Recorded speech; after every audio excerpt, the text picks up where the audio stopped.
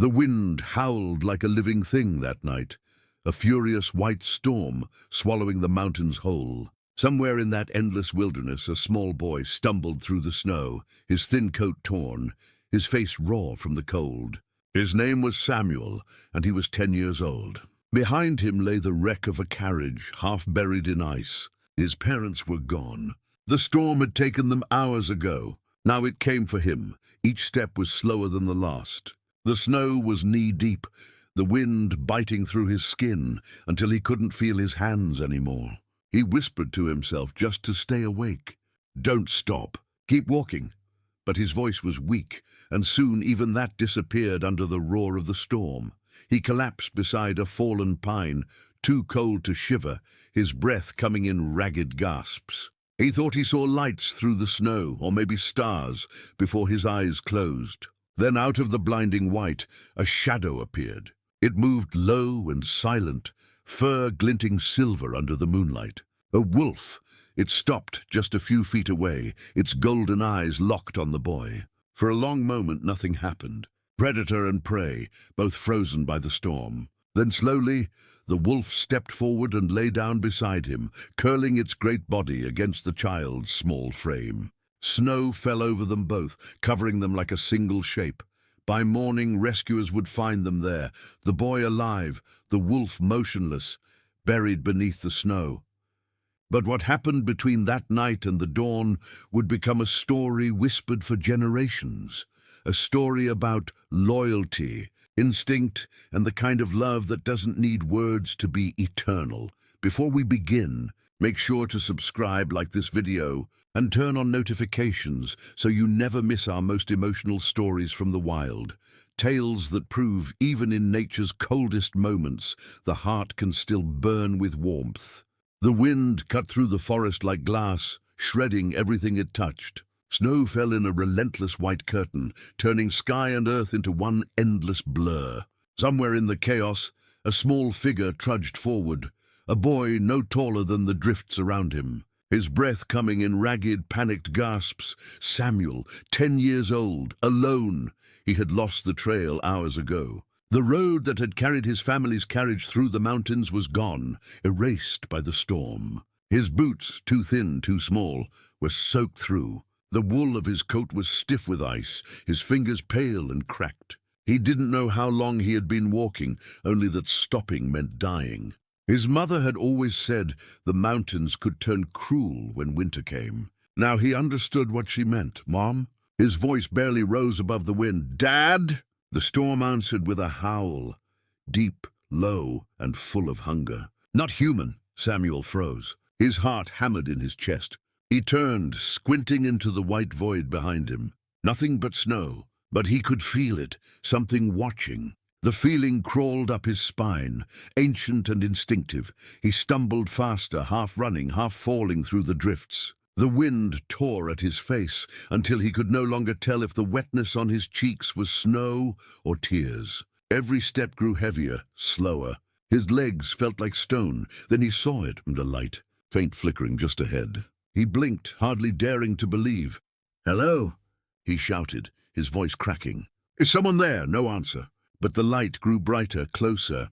He pushed on, his body screaming for rest. When he reached it, he realized it wasn't a cabin or a torch. It was the reflection of moonlight on ice, the frozen surface of a lake. Samuel's heart sank. "No!" He dropped to his knees, exhaustion finally winning.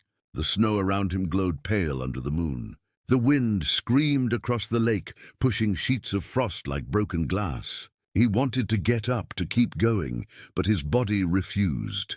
He curled into a ball, pulling his thin coat tight around him. His lips were numb, his thoughts slowing. "Just for a minute," he told himself. "Just close your eyes." He thought of his mother's voice singing by the fire, of his father's laugh echoing through their small cabin near the river. He imagined warmth, light, safety. Then the sound came again. That low, haunting howl carried by the wind. His eyes opened. Out of the storm, a shadow appeared, large, graceful, moving with the quiet confidence of something born to the cold. At first, Samuel thought it was another trick of his fading mind. But as it came closer, he saw the unmistakable outline, thick fur, lean muscles, and two glowing eyes, golden as firelight. A wolf. Samuel froze, barely breathing. He had heard stories all his life. Wolves that tore travelers apart, beasts that haunted the ridges when hunger set in. But this one didn't move like a killer. It stopped several feet away, head low, breath misting in the freezing air. The snow swirled between them, two lost souls caught in the same storm. The wolf took a step closer. Samuel wanted to run, but he couldn't feel his legs. The animal tilted its head, ears twitching, studying him. Then it did something he didn't expect. It sat down. The boy blinked through the snow, unsure if he was dreaming. "Go on," he whispered weakly. "Get out of here." The wolf didn't move. It only watched him, eyes bright and steady. Then, as if deciding something, it stood and stepped closer again, slowly, carefully, until Samuel could see the steam of its breath. He held his breath, heart pounding, expecting teeth, claws, anything. Instead, the wolf lay down beside him. Samuel gasped softly. The creature's fur brushed his arm, thick and warm. The heat radiating from its body seeped into him, thawing the edges of his frozen skin. The wolf curled its tail over his legs, pressing closer, shielding him from the wind. He didn't understand. It made no sense. But as the storm screamed above them, he found himself leaning into the animal's warmth. His trembling slowed. His breathing evened out. For the first time since the crash, he didn't feel like he was dying. He whispered, "Why are you helping me?" The wolf's only answer was a slow blink. Not fear, not threat, but something else entirely. Understanding. Time blurred. The wind howled. The snow piled high around them, burying the world in white. Samuel drifted between dreams and waking. In one moment he saw his parents' faces. In another, the wolf standing guard over him, snow collecting on its fur but never moving away. Once, in the faint light of dawn, he thought he saw the wolf limp into the trees and return with something in its jaws. A dead rabbit, dropped carefully beside him before curling up once more. When Samuel opened his eyes again, the world was quiet. The storm had passed. The air was clear, still, almost peaceful. Weak sunlight glowed through the trees. He sat up slowly, his whole body stiff. Snow slid off his shoulders. "We made it," he whispered, turning toward the wolf. He stopped. The wolf lay still beside him, its fur dusted with frost. Its eyes were closed, its body curved around his like a shield frozen in time. "No," Samuel breathed. He reached out, pressing his small hand to the animal's chest. The fur was cold beneath his palm. "Please?" There was no movement, no breath.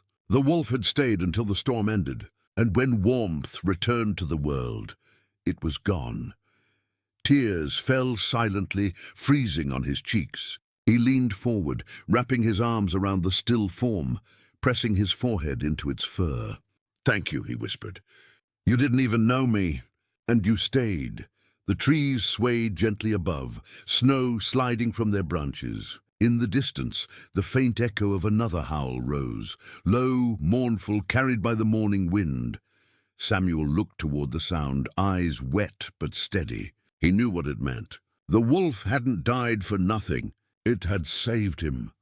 And somewhere out there, the wild still remembered. He stood shivering and turned toward the valley where sunlight touched the snow. "I'll live for both of us," he said softly. "I promise." And with one last look at the mound of snow that hid his silent guardian, Samuel began walking, small footprints trailing behind him, disappearing slowly into the light. Samuel walked until his legs trembled beneath him. The sun, pale and cold, barely broke through the grey clouds above. Every step felt heavier than the last, and yet he couldn't stop. Not after what the wolf had done for him. The wind had calmed, but the silence that followed was almost worse. No birds, no voices, no life, only the faint crunch of snow beneath his boots and the echo of his own breathing. He kept glancing back over his shoulder. The mound of snow where the wolf had lain was already fading into the white horizon. It looked like nothing more than another drift. That thought twisted his stomach. He wanted to mark the place somehow, to make sure the world wouldn't forget. But what could a boy alone in the wilderness do against snow and time? He whispered as he walked. You didn't die for nothing. I'll find people. I'll live. I'll remember. The words gave him strength for a while, but soon his hunger came roaring back, sharp, gnawing, cruel. His stomach cramped with every step. His hands and face stung from the cold. When he tripped and fell, he stayed down, pressing his face into the snow. He thought of his mother's arms, his father's laugh, the warmth of the fire in their cabin. He wanted to close his eyes and let sleep take him again. Then a sound broke the silence. A rustle, faint but near. Samuel's eyes snapped open. He pushed himself up slowly, scanning the trees. For a moment he saw nothing. Then a movement, quick and small, flashed behind a cluster of pines. He froze. A shape stepped out into the open. Not a man, not a deer. It was another wolf, smaller than the one that had saved him, with lighter fur and sharp, wary eyes. A younger one, maybe even a cub grown past puppyhood. It stared at him, its head tilted, nose twitching in the wind. Samuel's heart raced. "Hey," he whispered, his voice cracked. "You don't have to be scared." The wolf didn't move. It stood perfectly still, watching him. Samuel took a careful step forward. "You knew him, didn't you?" His throat tightened. "The one who saved me. He's gone." The wolf's ears flicked back, and it let out a low, uncertain whine. Samuel swallowed hard. For a second, the world seemed to hold its breath. Then, suddenly, the animal turned and bounded away into the trees. "Wait!" Samuel stumbled after it, tripping through the snow. "Please don't go!" The forest swallowed. The wolf's trail quickly, but something in Samuel refused to give up. He followed the paw prints as far as he could, weaving between trees, calling softly. At last he reached a clearing, wide, bright, and eerily quiet. The wolf stood at its center, looking back at him. "You came back," Samuel whispered, breathless. The wolf tilted its head, then padded closer. It stopped only a few feet away, sniffing the air between them. Samuel held out his hand slowly, palm open. "It's okay," he said softly. "I'm not going to hurt you." For a heartbeat, nothing happened. Then the wolf took another step and touched its nose to his hand, quick, cautious, almost like a test. The boy gasped quietly, tears stinging his eyes. "It's really you," he murmured. "You're his family." The young wolf blinked, then huffed softly, as if understanding. Samuel smiled weakly. "I guess that makes us both alone now." From that moment on, they stayed together. The wolf, whom Samuel named Frost, never strayed far. He would vanish into the woods during the day, only to return at dusk, often dragging the remains of a hare or grouse. At first, Samuel couldn't bring himself to eat what Frost brought, but hunger has no pride. Soon, he learned to cook the meat over small fires, using stones and sticks, just as his father had shown him long ago. At night, Frost curled up near him, their breaths mingling in the cold. The boy no longer shivered the way he used to. The loneliness was still there, heavy and silent, but it no longer felt endless. As the days passed, Samuel grew stronger. He learned to read the forest, the way Frost did, to listen for distant movement, to tell when snow would fall, to follow animal tracks. The bond between them deepened without words. Sometimes Frost would vanish for hours, and each time Samuel feared he wouldn't return. But the wolf always did. Still, something haunted him, a memory that replayed every night when he closed. His eyes, the sight of the dead wolf lying in the snow, its body curved around him like a shield. That image drove him forward. He couldn't let that sacrifice fade into nothing. One morning, Samuel woke to the sound of distant voices, human voices. He sat up, heart pounding, listening. They were faint but real, coming from somewhere down the valley. He turned to Frost. "Did you hear that, people? We found them." The wolf's ears twitched, but he didn't move. His golden eyes met Samuel's, steady, unreadable. "Come on," the boy urged, gathering his things. "We can go together. You'll be safe. I'll tell them you saved me. They'll understand." He started walking toward the sound, glancing back every few steps. Frost followed for a while, padding silently behind him. The voices grew clearer, men shouting, dogs barking, the clatter of tools. Civilization. Then Samuel saw them, a small group of travelers, bundled in thick coats, leading sleds through the snow. Relief flooded him. He turned to call for Frost, but the wolf had stopped at the tree line. "Come on," Samuel shouted, waving. "It's okay." Frost didn't move. He stood half in shadow, watching. The moments stretched between them, fragile as glass. Then Samuel heard one of the men yell, "Boy, get away from that animal!" He turned back toward Frost, panic rising. "No, wait, he's not." A rifle cracked. The shot echoed through the valley. Frost jerked, stumbled backward, then bolted into the trees. "No!" Samuel screamed. He ran after him, ignoring the hands reaching to stop him. Snow flew around him as he tore through the woods, calling the wolf's name until his throat burned. "Frost, come back, please!" But the forest was silent again. He found only paw prints and a trail of blood leading deeper into the white. His chest ached, his vision blurred. He dropped to his knees in the snow, clutching the prints with frozen fingers. "I'm sorry," he whispered. "I shouldn't have brought you here." The wind rose again, carrying the faintest echo of a howl, distant, broken, fading into the storm. Samuel closed his eyes. Somewhere inside him, he knew that the wolf was still running, not away, but toward the wild that had always been home. And the boy, kneeling in the snow, whispered the words he had said once before when another wolf had died for him. "I'll live for both of us." Samuel followed the trail until the sun began to sink behind the ridges. His lungs burned and his legs trembled from exhaustion, but he didn't stop. He couldn't. Each crimson drop on the snow was a heartbeat fading into the forest. A silent cry for help that only he could hear.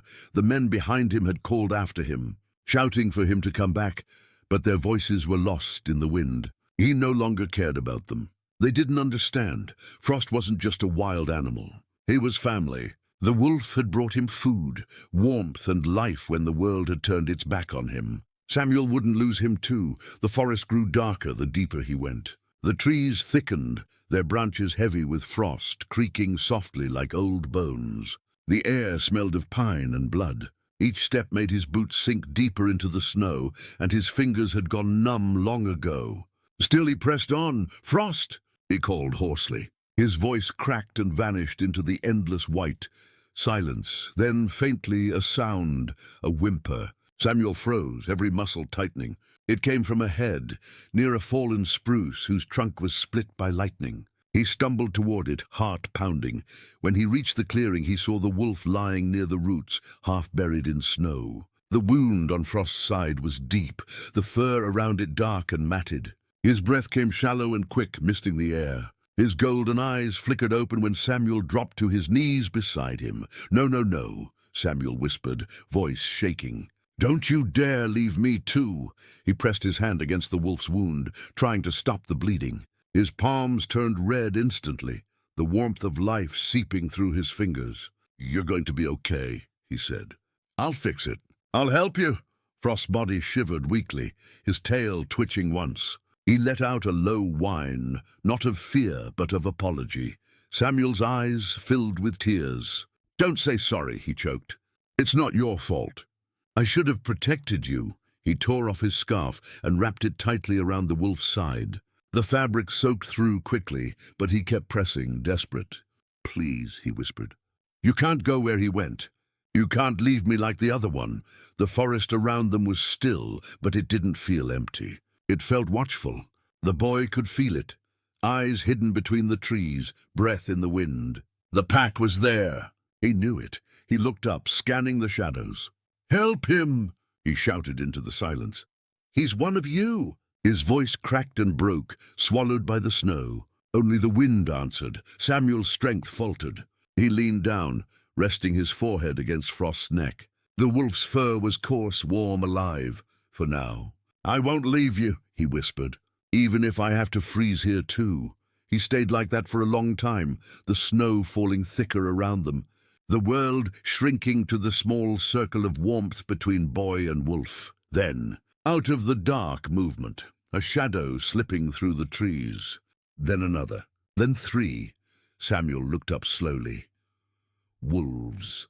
Not the same pack that had surrounded Ghost months before, but a smaller one, leaner, hungrier, their eyes bright and curious. They formed a half-circle around the clearing, watching him. He didn't move. "Please," he said softly. "He's hurt. You can't let him die."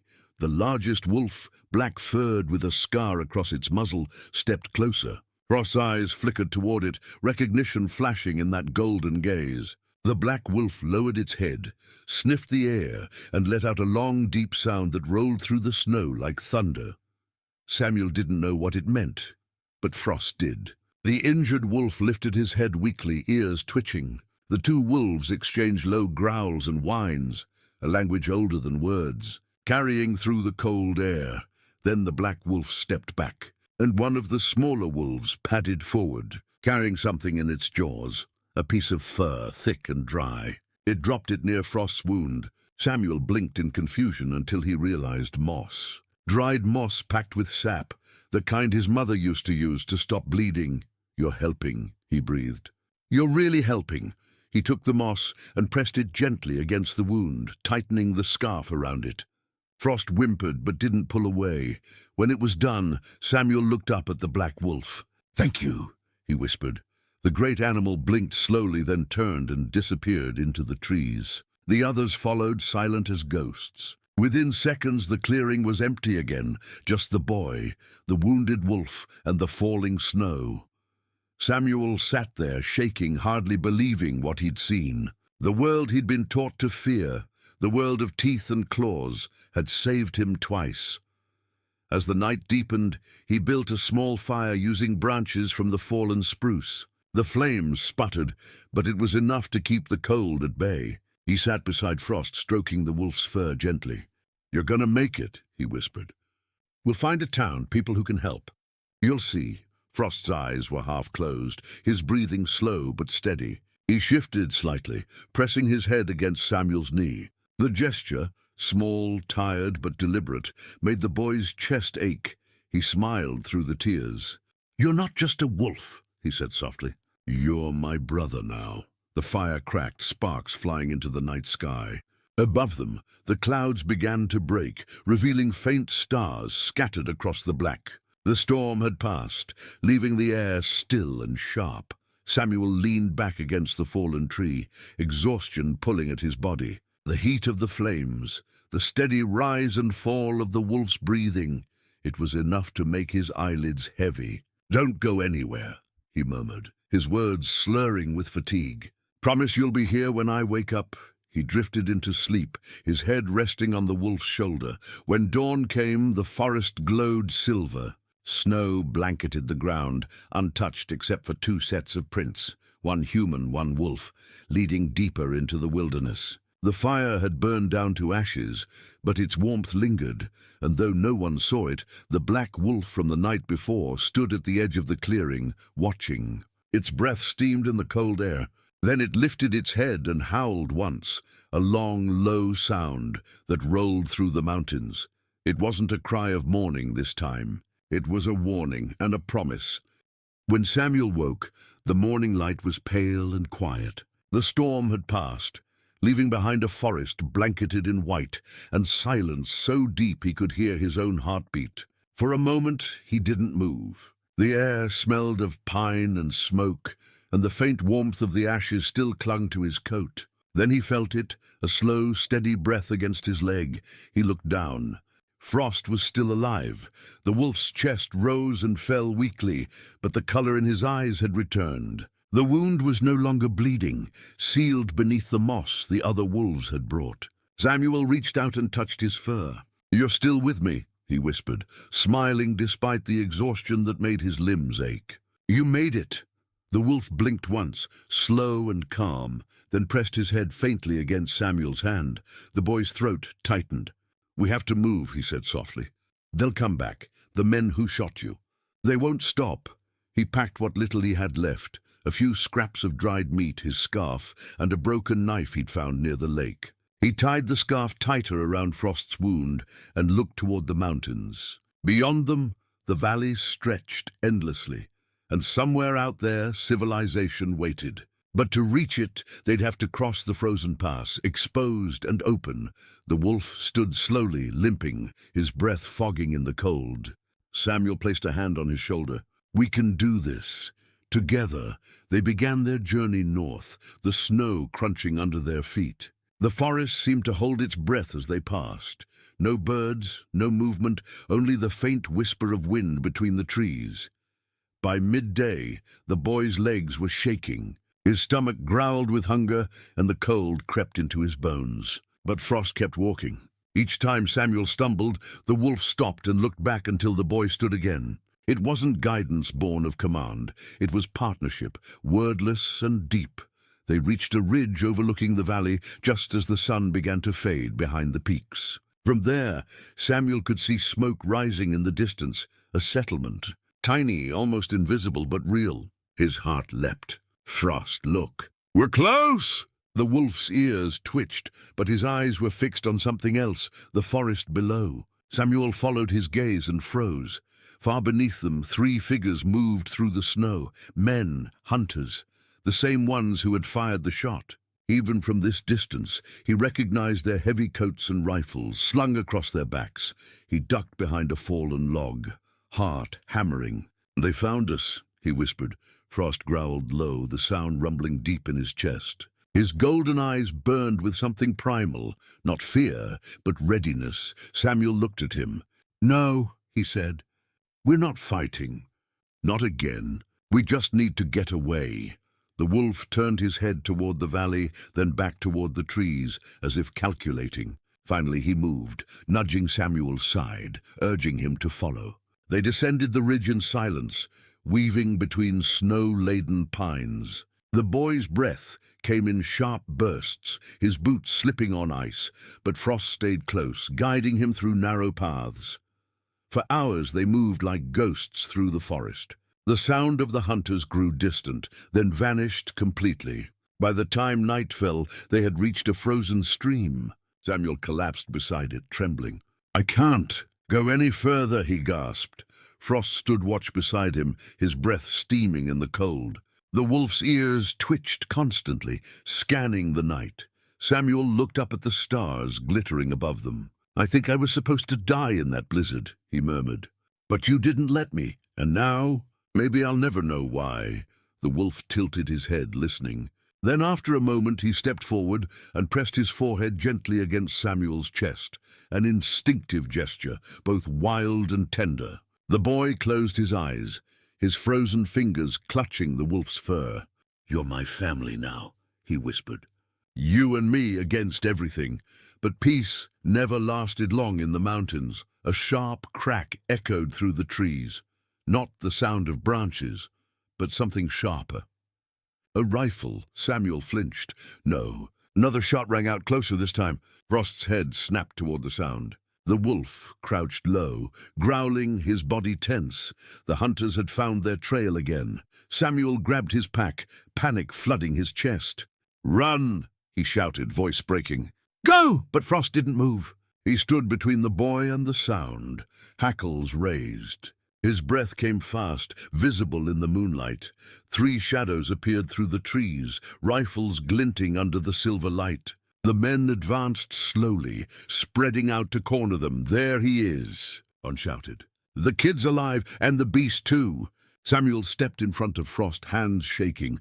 "Don't shoot, please. He's not dangerous." The leader sneered. "Not dangerous? That monster killed half our dogs last winter." "He saved me," Samuel cried. "He's the reason I'm alive." The man raised his gun. "Then you'll die with him." Before the shot could ring out, Frost lunged. The wolf moved like lightning, a blur of fur and fury. He slammed into the hunter, knocking him backward into the snow. The gun went off, the bullet tearing into the sky. The other two men shouted, scrambling. Frost twisted, snapping his jaws, teeth flashing in the moonlight. The man screamed, kicking wildly, "Run, Samuel!" Wade's voice, the oldest hunter, the one from the cabin months ago, cut through the chaos. He wasn't shouting at the boy in anger, but desperation. "Run, go!" Samuel hesitated, torn between the instinct to flee and the terror of leaving Frost behind. Another shot fired. Frost staggered, blood spraying across the snow. "No!" Samuel screamed. He ran forward, throwing himself between the wolf and the hunter. "Stop, please!" The man froze, gun trembling. Wade, who had lowered his weapon, stepped forward, eyes wide. "God help us," he muttered. "He's protecting the boy." For a heartbeat, no one moved. The snow fell softly, quietly, muffling the world. Then Frost collapsed. Samuel caught him before he hit the ground, arms wrapping around the wolf's neck. "No, no, no," he whispered. "Stay with me, please." Wade's voice broke the silence. "We can't save him." Samuel glared up, tears burning his eyes. "You don't understand. He's not just an animal." Wade met his gaze, tired, human, full of regret. "I know," he said softly. "And that's why I'll let you bury him." The other hunters said nothing. They turned away, ashamed. Samuel knelt in the snow, the wind rising around him once more. Frost's body was still, his golden eyes dimming. The boy leaned close, pressing his forehead against the wolf's fur. "You kept your promise," he whispered. "You never left me." And somewhere beyond the valley, a single howl rose, faint, distant, filled with grief. The wild was mourning one of its own. The wind was soft that morning, carrying the faint smell of pine and frost. The storm had broken for good, leaving the world still and hollow. Samuel stood in the clearing, with numb fingers and hollow eyes, staring at the patch of earth where Frost now lay beneath the snow. He had dug until his hands bled, scraping through the frozen ground with nothing but a broken knife and the sheer will not to let his friend be forgotten. It wasn't much of a grave, just a shallow mound beside a cluster of pines, marked with a single branch shaped like a cross, but it was all he could give. He had lined the bottom with pine needles and dry grass, just as Frost had once made a nest for him in the storm so long ago. Now it was his turn to keep the wolf warm, even in death. The hunters had left at dawn, silent, their faces drawn. Wade had been the last to go. Before leaving, he'd rested a hand on Samuel's shoulder. "The world won't understand what he was," he'd said quietly, "but you will. That's enough." Then he'd walked away, leaving the boy alone with the body. Now Samuel knelt beside the mound, the air burning his lungs with each breath. "You're really gone this time," he whispered. "No miracle this time. No more waking up to see you watching over me." His voice trembled. "You were supposed to see the valley with me. We almost made it." The silence that answered felt heavier than any storm. He traced the shape of the mound with his glove, brushing away a fresh layer of snow. "I don't know what happens to wolves when they die," he said softly. "But if there's a heaven for them, I hope you're running there now. I hope you're with him, with the one who saved me first." A gust of wind swept through the clearing, stirring the pine needles. For a moment, it almost sounded like a whisper, the faint echo of a low, distant howl. Samuel closed his eyes. He stayed there until his knees ached and the cold bit through his coat. When he finally stood, he turned toward the valley below. Smoke curled faintly in the distance, the same settlement he had seen the day before.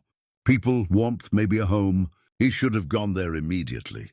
But each time he looked at Frost's grave, his body refused to move. "I can't leave you," he murmured. "Not yet." He built a small fire beside the mound, feeding it with twigs until the flames caught. The orange light flickered over the snow, painting the clearing in color. Samuel held his hands to the heat, staring into the flames. His face was streaked with dirt and tears, but his expression had changed. There was strength there now. "Quiet but steady. You gave me something no one else ever could," he said aloud, though there was no one to hear. "You made me believe I mattered. That even out here, in the middle of nowhere, I wasn't just nothing." He wiped his face with his sleeve and looked up through the trees. The sky was clear for the first time in weeks. sharp blue, the kind that felt too clean after tragedy. "You were more human than any of them," he whispered. The fire cracked. He fed it another branch and sat back, pulling his coat tight around him. His mind drifted through memories. The way Frost had stood guard in the dark, the heat of his body against the cold, the wild joy in his golden eyes each morning when he returned from hunting. He remembered the first time the wolf had brought him food, a rabbit dropped at his feet, as if offering peace. He remembered the way Frost had looked at him that night, both cautious and curious, as though they were two lost souls recognizing each other. "Maybe we were never supposed to survive that storm," he said. "Maybe we were just supposed to find each other." Hours passed.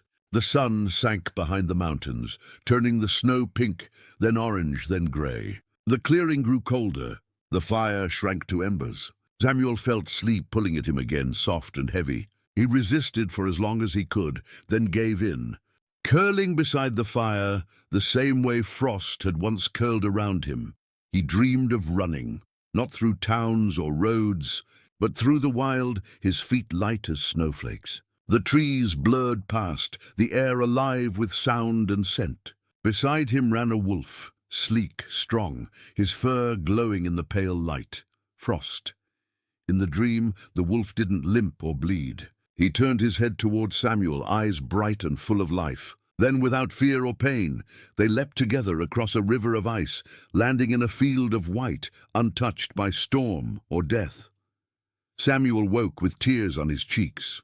The fire had gone out. The stars above were countless. He stood slowly, stretching his sore limbs. "I'll remember that dream," he whispered. "I'll keep it." He turned one last time toward the grave. Moonlight touched the mound, and for a heartbeat he swore he saw movement, as if the snow itself had taken a breath. But it was only the wind, soft and gentle now. He smiled sadly. "Goodbye, Frost." Then he started down the valley. His steps were slow at first, heavy with grief, but the further he went, the lighter they became. The world opened before him, wide, wild, waiting. When he reached the first ridge, he stopped and looked back one last time. The clearing was small from here, almost invisible against the endless white. But he could still see the faint trail of smoke from the fire, rising into the sky like a signal. Somewhere deep in the forest, another wolf howled, long, low, and haunting. It wasn't Frost, it wasn't Ghost, but it was a voice of the wild answering him all the same. Samuel tilted his head back and whispered to the mountains, his breath misting in the cold air. "I hear you." Then, with the dawn spreading gold across the snow, he began walking toward the valley and the life that awaited him, not as a lost child anymore, but as something else entirely, a boy who had been remade by the wild. Behind him, the forest exhaled, carrying the faintest sound of paw steps through the pines. Not real, not flesh and blood, but memory, and if anyone had been there to listen, they might have sworn they heard it too, the soft, steady rhythm of two travelers, one human, one wolf, still walking together somewhere beyond the cold. Days passed as Samuel made his way down the mountain. The snow thinned as he descended, and the silence of the high ridges gave way to the distant sounds of running water and wind through the valley pines. But even as the world softened, he carried the cold inside him. He had left Frost's grave behind, but the weight of it clung to him like frost on his skin. He walked during daylight and slept beneath trees at night, wrapped in the wolf's old scarf, now stained with both blood and memory. Each time he closed his eyes, he saw Frost's golden eyes staring back, not haunting him, but guiding him. Sometimes, when the wind rose and moved through the trees just right, it sounded like howling, and he would smile faintly in the dark. He followed the river downstream, hoping it would lead to people. His body grew thin, his lips cracked, but he had learned too much from the wilderness to fear hunger anymore. He ate what he could, berries, bark, melted snow. When he felt weak, he thought of the warmth of the wolf curled beside him in the blizzard, and it gave him strength. By the fourth day, smoke appeared again on the horizon, real this time, rising from a small settlement nestled in the valley. Wooden houses sat beside the frozen river, their chimneys puffing grey clouds into the morning air. His heart quickened. For the first time in weeks, he might see other human faces. As he approached, he saw figures moving, farmers breaking ice, a woman carrying firewood, children chasing each other through the snow. Their laughter echoed faintly, unreal and distant, as if from another life. When he stepped into the clearing, everything stopped. Heads turned. The laughter died. A man near the river straightened, squinting. "Boy!" he shouted. "Where'd you come from?" Samuel hesitated, his voice rough from days of silence. The mountains, the people gathered, curiosity and disbelief in their eyes. He was a ghost to them. Hair matted, clothes torn, face pale from the cold. "The mountains?" The man repeated. "You can't mean you walked through the blizzard?" Samuel nodded faintly. "I didn't walk alone." The villagers exchanged uneasy glances. An older woman stepped forward. "You were with a search party?" "No," Samuel said softly. "With a wolf," murmurs spread through the crowd. Some laughed nervously. Others frowned, crossing themselves. A tall man wearing a hunter's coat stepped forward, his eyes narrowing. "You're saying a wolf helped you survive?" Samuel met his gaze, unflinching. "He saved my life," the hunter scoffed. "Boy, wolves don't save people. They eat them." "Not him," Samuel said quietly. "He kept me warm. He brought me food. He was my family." The villagers fell silent. The hunter studied him for a moment longer, then sighed. "You've been alone too long. Come, we'll get you warm, give you something to eat." They brought him inside a cabin near the center of the village. The fire burned bright, filling the room with the rich smell of wood smoke. He ate slowly, his hands trembling around the bowl they gave him. As he ate, the hunter sat nearby. "What's your name, son?" "Samuel. And your family?" He hesitated. "They're gone." The hunter nodded grimly. "Storms take what they want." He leaned back, studying the boy. "You know, there's been talk for years about wolves in those mountains. Big ones, smarter than the rest. We lost livestock dogs. Some folks said they hunted in pairs like soldiers. I'd never believed it." Samuel looked up, meeting his eyes. "You should believe it. They're not monsters." The man gave a small, almost respectful smile. "Maybe not the one that saved you." They gave Samuel a cot by the fire that night. The warmth should have comforted him, but he couldn't sleep. He kept hearing the wind outside, the creak of trees, the faint echo of howling far off in the hills. The villagers said it was just the wind, but he knew better.